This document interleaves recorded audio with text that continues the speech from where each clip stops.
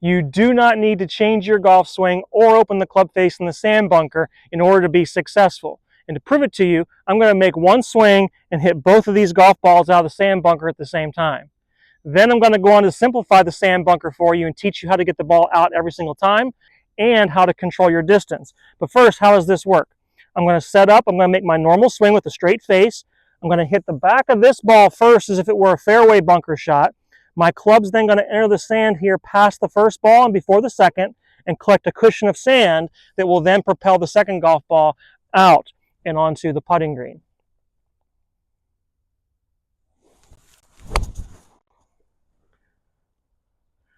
Okay, 2 balls, 1 swing. How's that possible? Well, if I want to hit the sand first, I'm going to need some setup changes. So I'm going to draw a line in the sand here that's going to indicate the golf ball.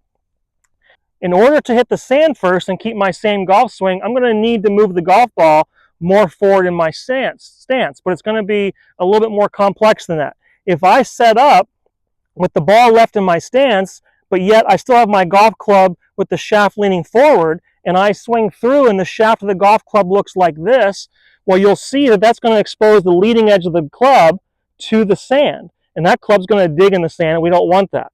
So what you want to do here is with the ball forward in the stance, you're going to take the shaft of the golf club and lean the handle back and make the shaft almost match the line of the ball.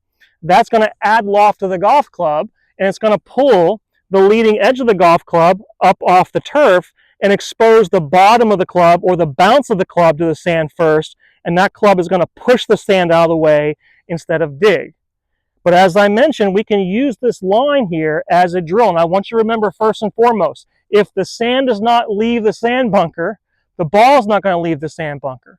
So with the ball forward in the stance, you can make some practice swings on this line and simply practice sending the sand out of the sand bunker and then evaluate your divot. If you set up, that's a pretty good divot there. The divot starts before and extends after the line. If you set up and you have a divot that is way up here in front of the ball, well, that indicates that the ball is not far enough left in your stance as a right-handed player. If you swing and the divot is way back here, well, either one, you made a bad golf swing, or number two, the ball is too far forward in your stance. But once you practice setting up and seeing the sand leave the sand bunker, you can be confident you can make your same swing without opening the club face and see the ball go out of the sand bunker. But if you're swinging and you go like this and the sand's not leaving the sand bunker, the ball's not going to leave either. But as I said, you don't need to open the face. Just simply move the ball forward in the stance, have the shaft of the club vertical to add loft, and then make your same swing and let the club do its job.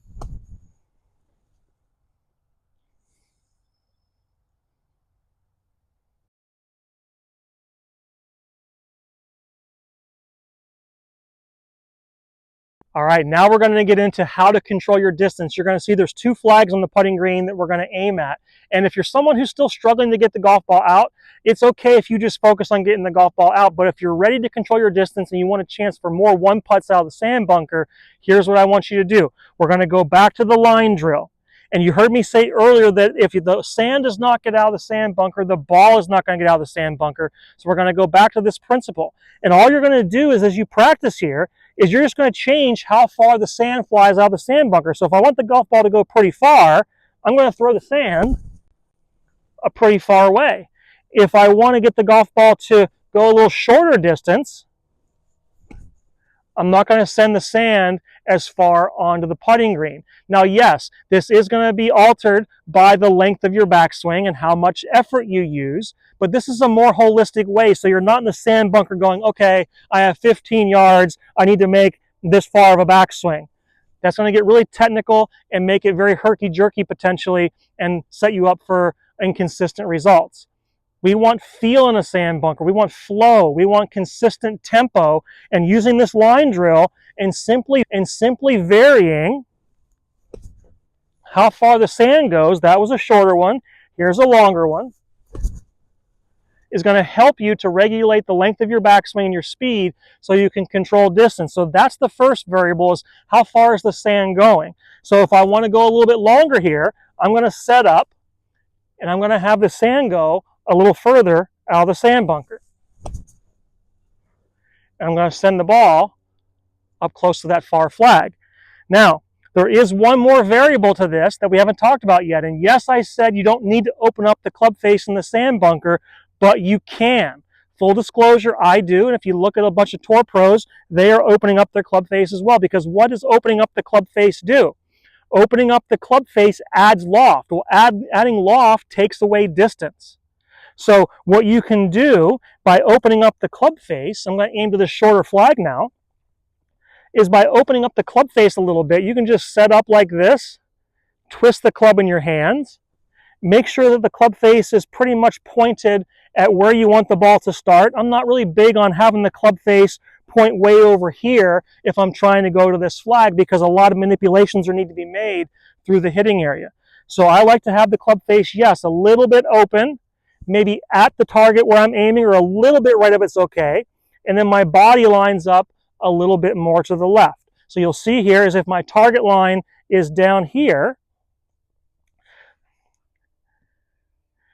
my feet line is just a little bit left of that. And what that's going to do is going to do two things. Number one, yes, adding loft so that you can make a little bit more of an aggressive swing.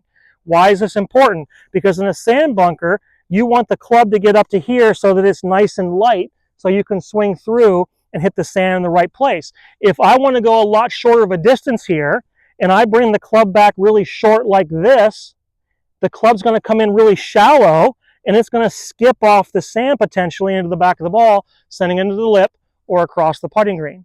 So you have to give yourself enough loft to be able to let the club come up high enough that you can swing and down and hit close enough to the back of the ball. And when you do this, I want you to watch my swing. I'm not changing my swing and doing all this funky stuff. My chest is going to move back, it's going to move through, and I'm going to have a nice flow to the swing just like I do normally.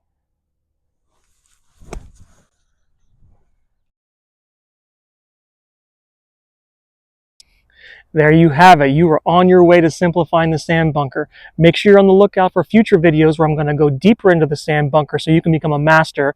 If you like this one, make sure you give me a thumbs up or hit that subscribe button. And most importantly, if you were in the LA area and you're looking for some help, click that link in the description for a complimentary swing assessment here at the beautiful Trump National Golf Club, Los Angeles. I'll see you on the next video.